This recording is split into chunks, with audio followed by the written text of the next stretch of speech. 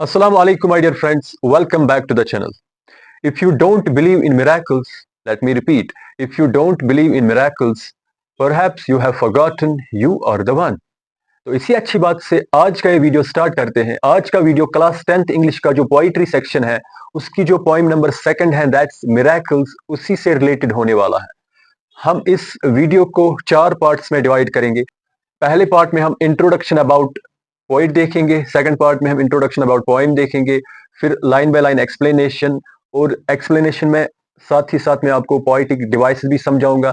At the end आपको मैं उन पोइटिक डिवाइसेस से रिलेटेड एक लिस्ट भी दूंगा अलोंग विद डेफिनेशंस। तो चलिए स्टार्ट करते हैं।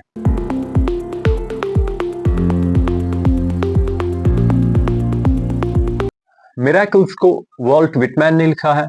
जैसा कि मैंने बोला, पहले हम पोइट के बारे में देखेंगे, फिर हम पोइम के बारे में देखेंगे, उसके बाद हम लाइन बाय लाइन एक्सप्लेनेशन देखेंगे। एक्सप्लेनेशन में मैं आपको साथ ही साथ पोइटिक डिवाइसेस भी बोलूंगा, कौन सी पोइटिक डिवाइस कहाँ पे यूज हुई है। फिर एट द एंड में आपको उन पोइटिक डिवाइसेस का लिस्ट भी दूंगा अलोंग विद डेफिनेशंस। तो चलिए स्टार्ट करते हैं। पहले हम पोइट की बात करेंगे। मई 31 1819 में वॉल्ट विटमैन पैदा हुए। उसके बाद मार्च 26 1892 में इसकी डेथ हो गई। ये American poet, essayist and journalist, also humanist. जब अमेरिकन सिविल वॉर हुआ, उस दौरान इसने एज ए टीचर भी काम किया, एज ए नर्स भी काम किया। नर्स मतलब जो भी इंजर्ड थे, जो भी बीमार थे, उनकी केयर करना, उनको ट्रीट करना। तो इसने एज ए नर्स भी काम किया during American civil war. Known as the father of free verse. Free verse, जैसा कि आपको पता है, एक ऐसी पोइम जिसमें कोई राइम स्कीम ना हो, तो ये father of free verse consider किए जाते हैं। Major work leaves of grass, इसको 1855 में पब्लिश किया गया, और इसने इसमें अपना पैसा लगाया पब्लिश कराने के लिए। फिर एट द एंड जब इसका लास्ट स्टेज आया, इसको एक स्ट्रोक आया। फिर ये स्ट्रोक आने के बाद कैम्पडम चले गए, जो कि न्यू जर्सी की एक सिटी है, वहीं पे चले गए। फिर इनकी डेथ 1892 में एट द एज ऑफ 72 हो गई। Funeral became public spectacle. इसका मतलब क्या है?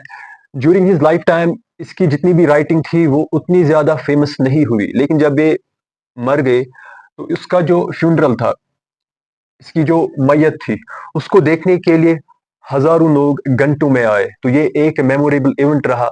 वो आउट ऑफ रेस्पेक्ट इसको देखने के लिए आए। तो इसका फ्यूनरल एक पब्लिक स्पेक्टेकल, पब्लिक स्पेक्टेकल मतलब एक ऐसा इवेंट जिसको देखने के लिए पब्लिक बहुत ज्यादा आए। पब्लिक स्पेक्टेकल मतलब एक ऐसा मेमोरेबल इवेंट जिसको फिर याद किया जाता है। इसके फ्यूनरल के साथ क्या हुआ? घंटों में, हजारों में लोग इसके फ्यूनरल को देखने आए। तो it was introduction about poet. अब हम देखेंगे इंट्रोडक्शन अबाउट पोइम। अगर हम मिरेकल्स पोइम की बात करेंगे, in this poem vault Whitman presents different view of miracles. पहले मैं आपको बोलूं मिरेकल्स का मतलब क्या होता है। कोई ऐसा काम, कोई ऐसी एक्शन जो हमारे लॉजिक के समझ में ना आए, जो हमारे लॉजिक से बाहर हो। Let's suppose, I will give an example. हमारा काम है जमीन पर चलना। अब अगर हम ही में से कोई पानी पे चलने लगे तो इट्स अ मिरेकल। हमारा काम है जमीन पे चलना। अब अगर हम ही में से कोई हवा में उड़ने लगे तो it's a miracle, because our logic fails to understand how a particular person is flying in the air. Because इंसान का एक नॉर्मल रूटीन है जमीन पर चलना। अगर ये इस नॉर्मल रूटीन से हटकर अब आसमानों में उड़ने लगे तो इट्स अ मिरेकल। तो मिरेकल एक ऐसी चीज है जिसको समझने के लिए हमारा इंटेलेक्ट, हमारा लॉजिक फेल होता है। We can't understand the particular happening through our logic, तो इसे मिरेकल कहते हैं। लेकिन हम यहाँ पे पोइट जो कि वॉल्ट विटमैन है, इसका पॉइंट ऑफ व्यू देखेंगे। इसने मिरेकल किसको समझा है। जैसा कि मैंने बोला, in this poem Walt Whitman presents different view of miracles. मैंने आपको मिरेकल्स की डेफिनेशन बोली, लेकिन अकॉर्डिंग टू वॉल्ट विटमैन इसने मिरेकल्स की डेफिनेशन कुछ और ही बताई है। वो क्या है? Draws miracles from everyday life. Routine life में, एवरीडे लाइफ में जो भी चीजें होती हैं, इसने उन सबको मिरेकल बोला है। जैसा कि nature itself is an emblem of miracles. Nature, पूरा नेचर एक सिंबल ऑफ मिरेकल्स है, एम्बलम ऑफ मिरेकल्स है।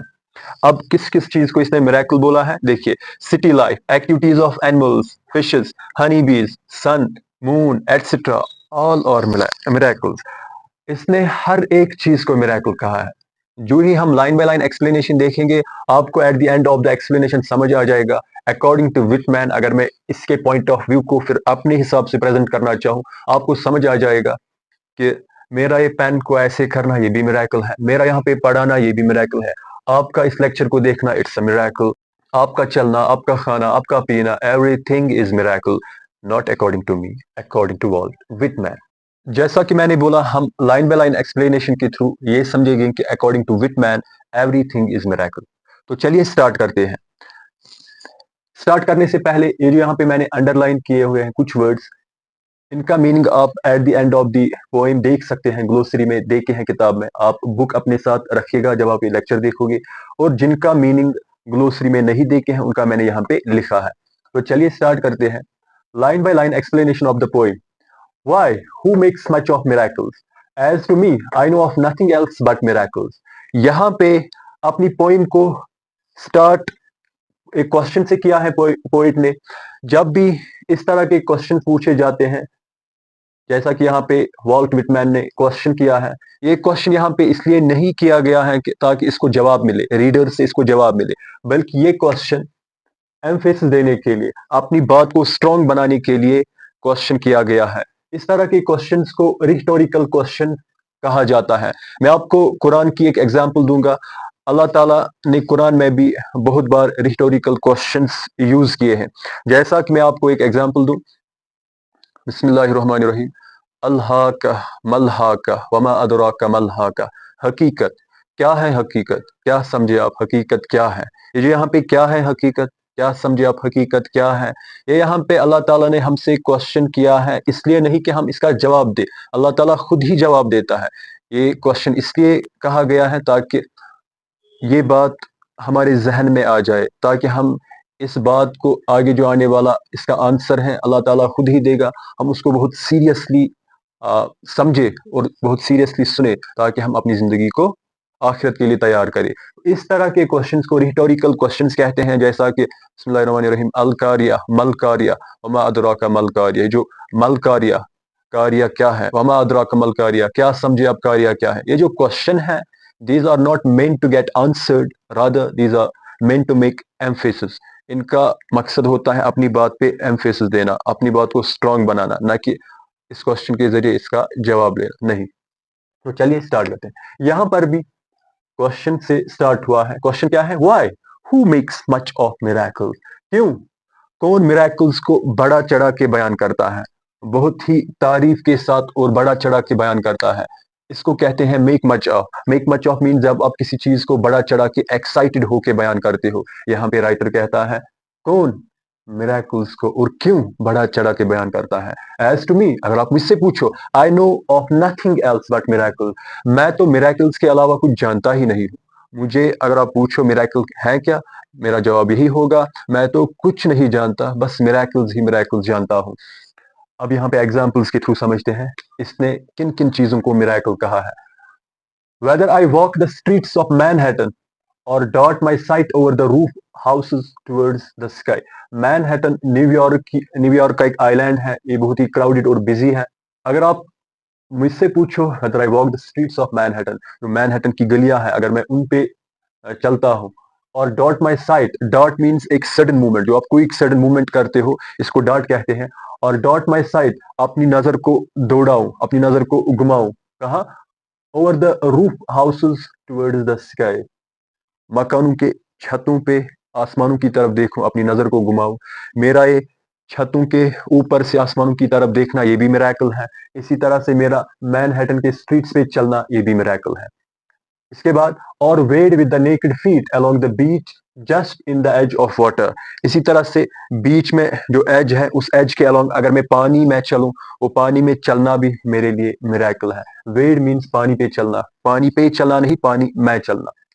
और talk by day with anyone I love, या मैं किसी ऐसे इंसान से बात करूं जिससे मैं प्यार करता हूं, दिन भर उससे बात करूं, वो भी मेरे लिए मिरेकल है। और sit at table at dinner with the rest, या डिनर टेबल पे बाकियों के साथ मैं डिनर करूं, वो भी मेरे लिए मिरेकल है। और look at strangers opposite me riding in the car, या जो कार में अपोजिट डायरेक्शन में मेरी तरफ आ रहे हैं, मेरा उनकी तरफ देखना, वो भी मिरेकल है। और वॉच हनी बीज busy around the hive on summer फोरनून। इसी तरह से समर फोरनून के टाइम जो हनी बीज होती हैं वो अपने हाइव, जो उनका जो शहद की मक्खियों का छत्ता है उसके इर्द गिर्द उनका समर फोरनून के टाइम घूमना, वो भी उनकी वो मूवमेंट करना उस हाइव के अराउंड, वो भी मिरेकल है। और animals feeding in the fields, या जानवरों का मैदान में घास चरना, वो भी मिरेकल है। इसी तरह से और द वंडरफुलनेस ऑफ द सनडाउन और of stars shining so quiet and bright. और द वंडरफुलनेस ऑफ सनडाउन, जब सनडाउन होता है मतलब सनसेट होता है, उस टाइम जो आसमान में वंडरफुलनेस आती है, उस टाइम जो आसमान में खूबसूरती आती है, पर्टिकुलरली जो सन होता है उसके अराउंड जो आसमान का हिस्सा थोड़ा येलोविश और रेड कलर का होता है, वो वंडरफुलनेस, वो भी मिरेकल है।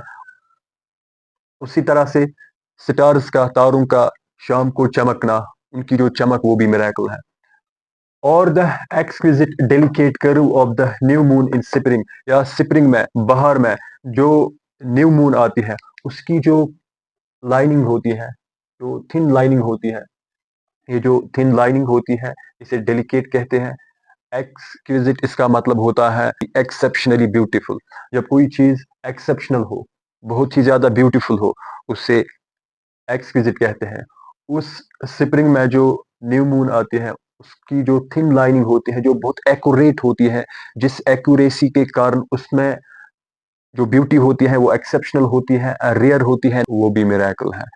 इसी तरह से these with the rest one and all are to me miracles. जो भी हमने मेंशन किया, चाहे हमने सन के बारे में मेंशन किया, मैनहट्टन के बारे में, चाहे हमने पानी में चलने के बारे में मेंशन किया, वो सब, चाहे हमने स्टार्स के बारे में, इसी तरह से न्यू मून के बारे में, जो भी हमने मेंशन किया वो सब मिरेकल है। ये यहाँ पे पोइट कहता है और to me miracles one and all, वो सब के सब मिरेकल्स हैं। द होल रेफरिंग, रेफरिंग यहाँ पे इसका मतलब है क्लोजली कनेक्टेड। जो भी हमने मेंशन किया ये क्लोजली कनेक्टेड है, येट ईच डिस्टिंक्ट, मगर हर एक अपनी अपनी जगह अलग है, डिस्टिंक्ट है। एंड इन इट्स प्लेस, अपनी जगह है, डिस्टिंक्ट है, एक दूसरे से बिल्कुल अलग है, मैचलेस है, yet they are closely connected. To me every hour of light and dark is a miracle. इसी तरह से दिन का हर एक घंटा, रात का हर एक घंटा मेरे लिए मिरेकल है। Every cubic inch of space is a miracle. इसी तरह से जो भी इस जमीन की हर एक क्यूबिक इंच है, जितनी भी स्पेस है, ये सब मिरेकल है। Every square yard of the surface of the earth is spread with the same. इसी तरह से जमीन का हर एक गज मिरेकल से भरा हुआ है। सेम यहाँ पे मिरेकल है, is spread with the same. जमीन का हर एक गज इसी मिरेकल से फैला हुआ है। Every foot of the interior swarms with the same. इसी तरह से जो भी जमीन का अंदरूना हिस्सा है, इंटीरियर है, interior part of the earth है, वो भी इसी से मूव कर रहा है। स्वाम मीन्स जब भी हम कलेक्शन ऑफ इंसेक्ट्स को लेंगे या कलेक्शन ऑफ एनिमल्स और ह्यूमंस को लेंगे जो मोशन में हो, उसे स्वाम कहते हैं। यहाँ पे मतलब जो अर्थ का इंटीरियर है वो भी मिरेकल से ही मूव कर रहा है। Miracle, swam is with the same, same here miracles, swam means move. To me the sea is a continual miracle. अब शायर कहता है, अब पोइट कहता है, मेरे लिए जो ये कंटिन्यूअल सी है, जो ये कंटिन्यूअस मोशन में सी होता है, इस सी का एक कंटिन्यूअल मोशन में रहना, ये भी मिरेकल है। The fishes that swim, the rocks, the motion of the waves. चाहे हम फिशेस की बात करें जो पानी में तैर रही है, इसी तरह से रॉक्स की बात करें या हम वेव्स की बात करें, एवरीथिंग इज मिरेकल। लास्ट में ये इस पोइम को एक क्वेश्चन से एंड करता है। व्हाट, स्टार्ट भी क्वेश्चन से किया था, अब इसी तरह से एंड भी क्वेश्चन से ही करता है। What stranger miracles are there. मतलब मिरेकल कोई ऐसी चीज नहीं है जो कि एक अजीब हो, जिसको बयान करने के लिए आप एक्साइटेड हो। नहीं, मिरेकल हर एक चीज है। आप ऑर्डिनरी थिंग्स में से मिरेकल्स को देख सकते हैं, बस आपका नजरिया होना चाहिए। तो ये एक्सप्लेनेशन ऑफ द पोइम था। अब हम देखेंगे पोएटिक डिवाइसेस यूज्ड। कौन सी पोएटिक डिवाइसेस हैं जो इसमें यूज हुई है। पहली, रिटोरिकल क्वेश्चन, मैंने पहले ही डिस्कस किया। Enjambment, free verse, anaphora, diaphora, repetition, alliteration, imagery, साइनेग्रिकी।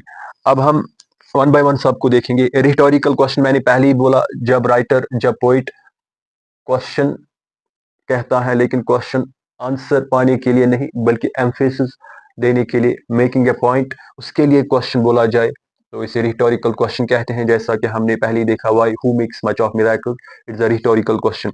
इसी तरह से एंजैबमेंट, एंजैबमेंट का मतलब होता है जब वर्ड्स आपस में ऐसे कनेक्ट हो कि एक का मीनिंग दूसरे के बगैर समझ ना आए, एक का मीनिंग टोटली डिपेंड है दूसरे पर। अगर आप इसी पोइम को थर्ड वर्स से स्टार्ट करोगे, आपको थर्ड वर्स अलग से समझ नहीं आएगी।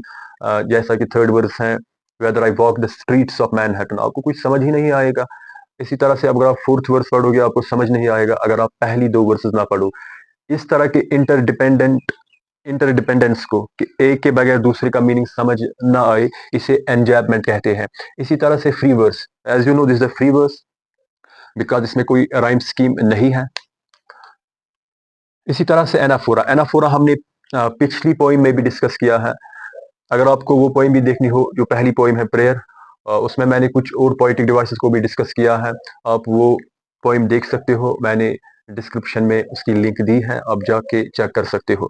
एनाफोरा, जैसा कि हमने उसमें भी पहली वाली पॉइंट में देखा, एनाफोरा का मतलब होता है जब दो या दो से ज्यादा लाइंस वर्सेस एक ही वर्ड, सेम वर्ड या ग्रुप ऑफ वर्ड से स्टार्ट होते हैं। जैसे कि यहाँ पे ये तीन लाइंस एवरी एवरी एवरी से स्टार्ट होती हैं। इसी तरह से पहला स्टेंजा, उसमें कुछ लाइंस और से स्टार्ट होती हैं। तो ये एनाफोरा की एग्जांपल है। इसका बिल्कुल डायफोरा अपोजिट है, जब दो या दो से ज्यादा वर्सेस सेम वर्ड या सेट ऑफ वर्ड से एंड होती हो। जैसा कि यहाँ पे सेम सेम। इसी तरह से अगर आप सेकंड स्टेंजा देखोगे, आई थिंक सेकंड स्टेंजा, उसमें मिराकल मिराकल से दो वर्सेस एंड होती है। तो ये एनाफोरा की डायफोरा की एग्जांपल है। इसी तरह से रिपीटेशन, रिपीटेशन सबसे आसान है, किसी को भी आएगा। इसका मतलब है जितने भी वर्ड्स रिपीट हुए हैं overall through out the poem, वो रिपीटेशन में आते हैं। इसी तरह से एलिट्रेशन, जब इनिशियल कंसोनेंट साउंड दो या दो से ज्यादा नेबरिंग वर्ड्स में रिपीट होता हुआ नजर आए। जैसा कि मैं एग्जांपल दूं, अगर आप पहली लाइन देखोगे, उसमें why who makes much of, make much. अगर आप मेक और मच देखोगे, दोनों में इनिशियल साउंड कंसोनेंट है, तो इसे एलिट्रेशन कह सकते हैं। इसी तरह से आप थ्रू आउट द पोएम देखोगे, अगर कहीं पे ऐसा होगा कि इनिशियल कंसोनेंट साउंड दो या दो से ज्यादा वर्ड्स में रिपीट होता हुआ नजर आए, तो वो एलिट्रेशन है। इसी तरह से इमेजरी, इमेजरी का मतलब वो सारे वर्ड्स जो पोइट ने यूज किए हैं इस पोइम में, जो हम इमेजिन कर सकते हैं, जिनको हम फील कर सकते हैं, कानों से फील कर सकते हैं, इसी तरह से आंखों से विजुअलाइज कर सकते हैं, इमेजिन कर सकते हैं। इसी तरह से अगर मूवमेंट से रिलेटेड कोई बात हुई हो, उस मूवमेंट को हम इमेजिन कर सकते हैं।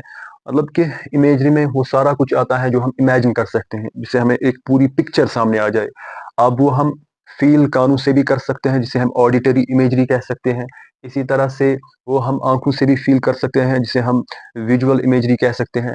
अगर कोई इमोशन हो तो उसे हम ऑर्गेनिक इमेजरी कह सकते हैं। अगर कोई मूवमेंट से रिलेटेड कोई वर्ड हो, उससे हम काइनेस्थेटिक इमेजरी कह सकते हैं। अगर टेस्ट से रिलेटेड हो तो उससे हम गस्टेटरी इमेजरी कह सकते हैं। अगर इसी तरह से स्मेल से रिलेटेड हो तो उससे हम ऑल्फैक्टरी इमेजरी कह सकते हैं। तो these are 7 types of imageries. तो यहाँ पे अगर आप देखो कि सन की बात हुई है, वी कैन इमेजिन। इसी तरह से wading in the water, we can easily imagine, movement भी हो रही है, काइनेस्थेटिक इमेजरी है। इसी तरह से हनी बीज का वो मूव करना, तो वो भी काइनेस्थेटिक इमेजरी है, और विजुअल इमेजरी भी है, हम इमेजिन भी कर सकते हैं। इसी तरह से स्टार्स का चमकना, वो भी इमेजरी में आता है। जो जो भी हम इमेजिन कर सकते हैं, रॉक्स, फिशेस स्विमिंग, इसी तरह से मोशन ऑफ वेव्स, इसी तरह से कंटिन्यूअल सी, ये सब कुछ हम इमेजिन कर सकते हैं। So this is imagery that has been used. इसी तरह से साइनेक डिके, साइनेक डिके का मतलब होता है जब हम एक चीज को पार्ट्स में स्टडी करेंगे, हमें एक पूरी पिक्चर समझ में आ जाए, हमें एक होल पार्ट समझ में आ जाए। जैसा कि इसमें मिरेकल को समझने के लिए ये सारी एग्जांपल्स दी गई है, समंदरों की एग्जांपल्स, फिशेस की, रॉक्स की, इसी तरह से स्टार्स की, इसी तरह से वॉकिंग की, टॉकिंग की। जो भी एग्जांपल्स यहाँ पे दी गई है, ये यही कॉन्सेप्ट समझने के लिए कि मिरेकल क्या है। अगर आपको ऐसे साइनेक की समझ नहीं आया तो मैं आपको एग्जांपल दूंगा, आपको समझ में आ जाएगा। अगर मैंने यहाँ पे बोला teacher, student, copies, pen, bench, तो इस सब से हमें थोड़ा बहुत आइडिया मिल सकता है कि हम स्कूल के बारे में, समथिंग लाइक स्कूल के बारे में बात कर रहे हैं। इसी तरह से अगर मैं बात करूँ आई, नोज़, ईयर, टंग, इसी तरह से हेड, तो इन पार्ट से हमें समझ आ रहा है कि हम एक ह्यूमन बॉडी की बात कर रहे हैं। तो ह्यूमन बॉडी एक होल है। इसके पार्ट्स जो मैंने यहाँ पे आपके सामने बोले, अगर हम इन पार्ट्स के ज़रिए इस होल बॉडी को समझने की कोशिश करें, तो इसे साइनेडिकी कहते हैं।